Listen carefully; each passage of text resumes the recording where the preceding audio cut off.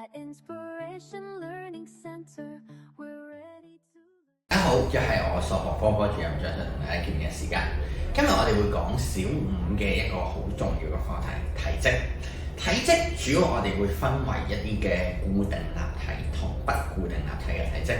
一啲唔規則立體嘅體積，我哋係會喺小六嘅時候會以一個叫排水法嘅課題嚟到去教同呈現嘅。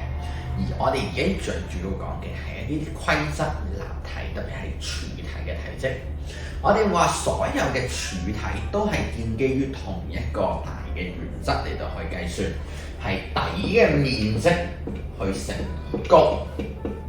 而我哋話由於多數嘅情況都係計算呢一個嘅正長方體嘅體積，所以好多時我哋可以將佢簡化做長乘闊乘高。所謂長闊高就係指左側邊、後邊同埋呢個高度三缺零嘅長度，我哋將佢相乘就可以啦。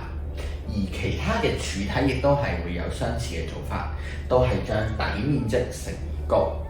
如果大家有咩問題嘅話，都可以隨時 PM 問我哋。多謝。